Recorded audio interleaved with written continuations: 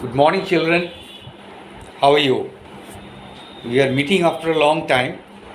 In between, you had your half yearly examinations. I hope you all are happy with your examinations, not only in English literature, but in all the subjects. I have assessed your English literature copy for the long answer books, long answer questions, and I'm quite satisfied. Just like social studies, in English literature also, I'm satisfied. But again, I want to repeat that there are certain students who have not appeared in the Viva examination. I don't know why. This is very bad. They have lost mark. Otherwise, they would have scored a few marks more because the Viva was out of 10 marks. Those who have appeared in the Viva examination, most of them have done well. And some of you have scored 10 out of 10 also in the Viva. I was satisfied with those who have appeared in the Viva. But those who have not appeared, they have lost marks. Can't help it, because it is you who should take care and appear in all the examinations. I don't know the reason, but many of you, not many, a few students did not appear in the Viva examination. Anyway, overall result is not bad in English literature also. Just like social studies, in English literature also, the result is not that bad. I'm happy. The MCQ also was not that bad, and the long answer also have been written well by you. So I'm generally satisfied, though it could have been better. There is always scope for improvement, as you know. It could have been better. Now we have our unit 1 after the puja vacations. So before that, we will start our chapters which have to be taught before the unit 1 examination. The first one out of that is Down the Volcano. So today we'll read this story, Down the Volcano. It's a very interesting story. What is a volcano? A volcano, underneath the earth, it is very, very hot. There are certain places from which the hot lava, gases and ash, very hot, they come out. And those places, they come out through a mouth. They erupt.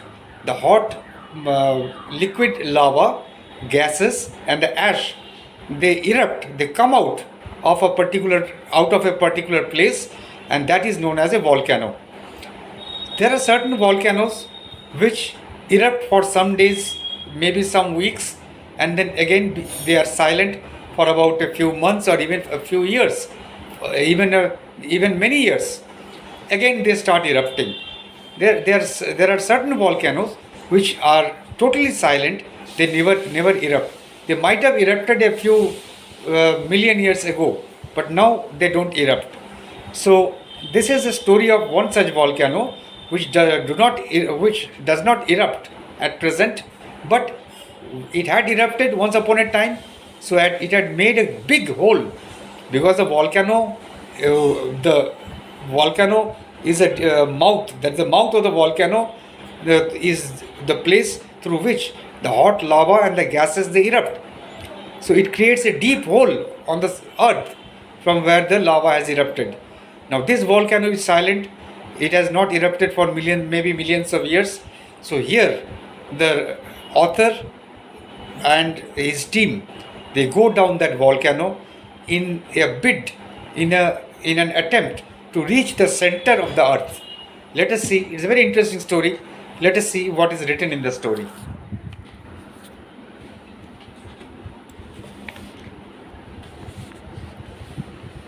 This extract is from Jules Verne's novel Journey to the Center of the Earth, published in 1864. Professor Lyndon Brock discovers a coded message inside a book which explains how one can reach the center of the earth. He takes his young nephew Axel and a guide, Hans. Name of his nephew was Axel, and name of their guide was Hans, along with him on the dangerous adventure. You know why it is dangerous? Because somehow, even if they go down, first of all, that is a very that is a great adventure, risky adventure, then again they have to come up, isn't it? So that's why it is a very dangerous adventure. They reach a volcano and must now go down one of its craters. Craters mean mouth of the volcano. Crater means a deep hole, where you can go through the mouth of the volcano. Here the large, often deep holes that form the mouth of the volcano is known as a crater. How will they do it?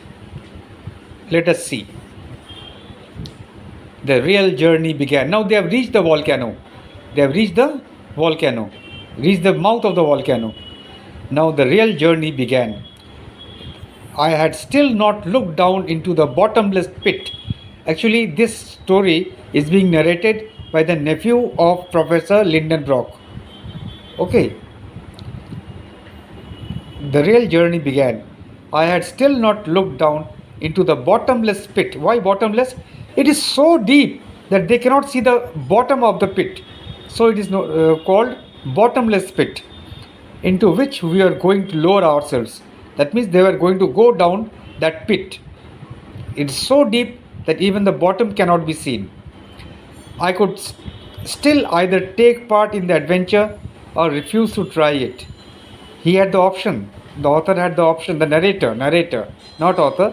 Narrator had the option either to try it or to refuse it.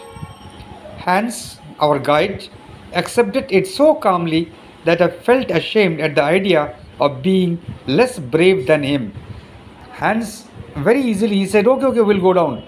Now the narrator felt ashamed that he is so brave, and I cannot be lesser brave than him. I cannot be less brave than him. So he also accepted the idea of going down. I approached the middle chimney.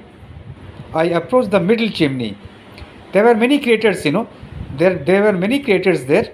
So he approached the middle chimney. That's the middle crater. It was 100 feet across. That means its diameter was around 100 feet. Its width was around 100 feet, or about 300 feet round. It was 300 feet round or 100 feet wide. I leaned over an overhanging rock and looked. My hair stood on end. When he leaned and looked at the overhanging rock, he was so scared that his hairs, they also stood up. I felt my head spinning and I grew faint. He felt his head spinning. He felt giddy, and he felt as if he will faint. Though he has not fainted, he felt as if he will faint. When he looked over the overhanging rock to the bottom. I was about to fall. He felt giddy and he was feeling as if he will faint. So he was about to fall when a hand held me back. It was Hans. He was about to fall, but Hans held him tightly. I had not dared much to look down into the well, but I could see what shape it was. Its walls were almost vertical and had many rocky projections.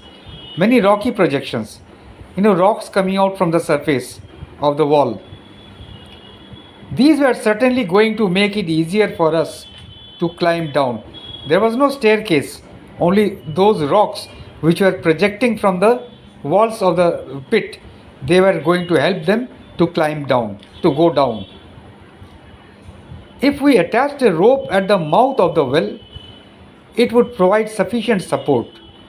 But the problem was how to untie the rope when we got to the bottom of the well. See, they could tie a rope on the mouth of the pit and they could go down. But they have to untie it. They have to remove the rope. How will they do it? It was so deep. So how could they do that? That was the problem. My uncle used a very simple method to get around this difficulty. He unrolled a rope as thick as a thumb and 400 feet long. First, he dropped half of it down into the crater. Then, wound the middle of it round a block of lava. Lava, when they come out, some lava flow as liquid and some lava they become solid, they solidify. Then wound the middle of it round a block of lava, and finally through the rest of it also down into the chimney. This way we could climb down holding together the two halves of the rope. Only single rope would have been difficult for them. Holding single rope and climbing down would have been difficult. So now they have two ropes they could hold by their two hands. When we reached the bottom, we could easily bring the rope down by letting one end and pulling the other. Now they have two ends, two ropes. That means two parts. The rope has been divided into two parts. They could hold the rope by their two hands. When they got down, they could pull one part of the rope and the other part would have come down. Now, said my uncle, having finished these preparations, let's think about the luggage. They had luggage with them, they had to take it down, they had food with them, there are many other things with them, they had to take it down. It will be split into three, and each of us will tie a package to his back. I refer only to the breakable objects. Only the breakable objects would have been tied to their backs, and the luggage was divided into three parts. Hands will carry the tools and a third of the food. Third of the food means one third. The food will be divided into three parts. Out of that, one part will be carried by hands. You, Axel, another third of the food and the firearms. I'll take the rest of it and the delicate instruments. Delicate instruments means the instruments which are likely to break, and get damaged. So now, till now, they are planning only. They have not gone down. In the next episode, we'll see what they feel or how they go down first of all, and what they experience when they go down. It's very interesting, very nice story. Down the volcano. So what is their aim actually? Their aim is to reach the center of the earth. And that's why they are going down the crater, hoping that they'll be reaching the center of the earth. And we'll see what happens next. Thank you, children.